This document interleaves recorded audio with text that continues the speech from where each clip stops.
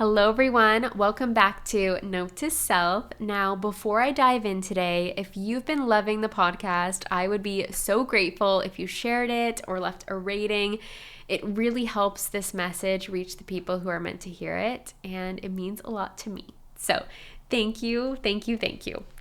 Now, let's dive in. This episode itself feels like a natural continuation of what I spoke to you about recently in regards to hobbies, but it goes a layer deeper because what I've been exploring lately isn't just hobbies for joy, it's resourcefulness as wealth consciousness. I created a podcast video. Sometimes you guys watch them on YouTube, but I created a podcast episode on this a couple of weeks ago, and I got feedback from a few clients of mine, and some of you reached out to me on Instagram just saying that you really enjoyed that episode because it started to turn some gears in your head and started to have you really thinking about doing things differently.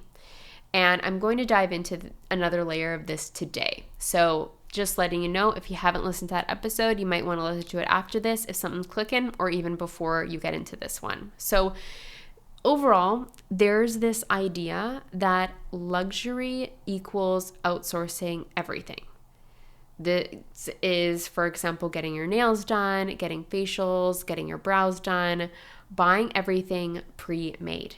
And listen, there's nothing wrong with any of that. I mean, I personally lived life like that for many years where I just felt like it was abundant to do those things. And I still love a beautiful experience. Like, I still appreciate getting a manicure, for example. But what I've been tapping into recently is something that feels even more powerful. And that's the energy of, I can create this for myself. So over the past little while, I've started incorporating more DIY beauty and self-care into my life. Some of these examples include making my own Epsom salt baths, so fun, doing my own at-home lash lifts and tints. I've been doing at-home facials. I just bought myself a professional microneedling pen to do medical grade facials on my own, painting and caring for my own nails.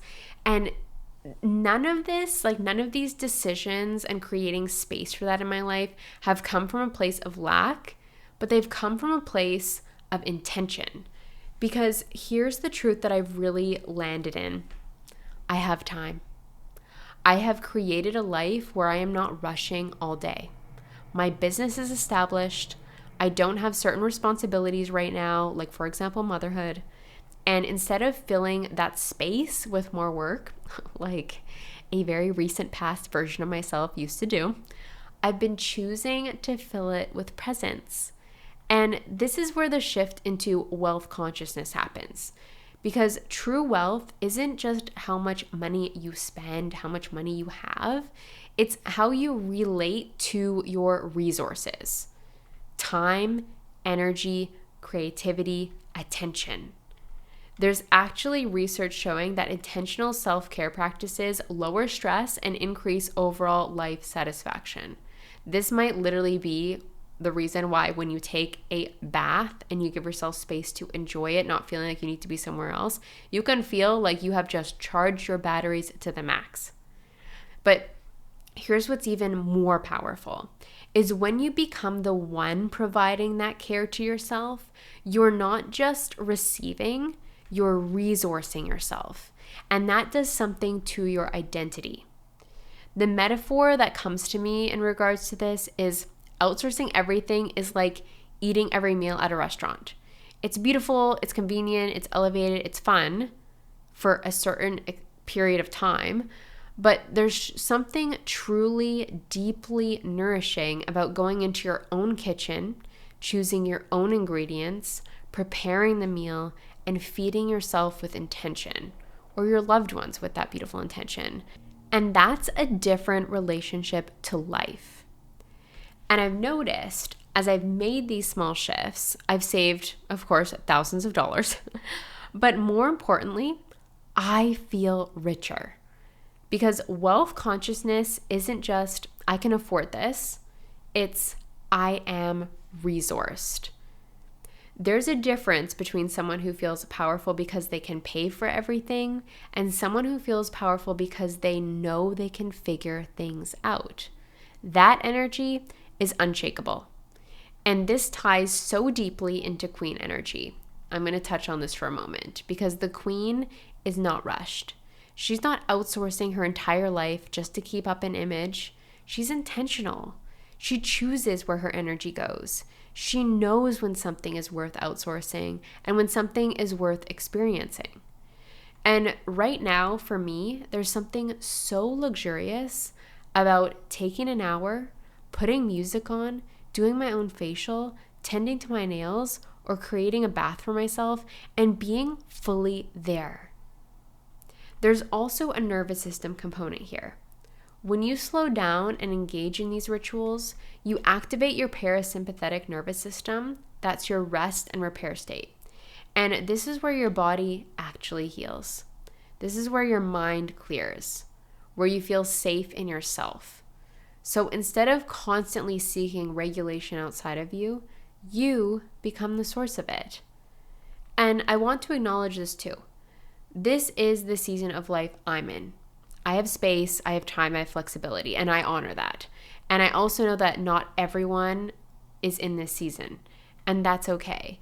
Because resourcefulness isn't about doing everything yourself. It's about being in relationship with what you do have. So maybe for you, it looks like cooking more meals at home. Meal prepping, for example. Maybe it's learning a new skill. Maybe it's creating instead of consuming in small ways. Because every time you choose to create instead of consume, you reinforce the identity of I am capable, I am resourced, and I am powerful. And that is wealth. So, this is your invitation to look at your life and ask, where am I outsourcing something that I could actually enjoy creating for myself? Because you might find that in slowing down, in choosing yourself, in creating instead of consuming, you don't just save money, you expand your sense of self. And that is the kind of wealth that touches every area of your life. So, if this episode resonated with you and you're feeling called to deepen this work, this is exactly the kind of shift I support my clients with inside Core Energy Coaching.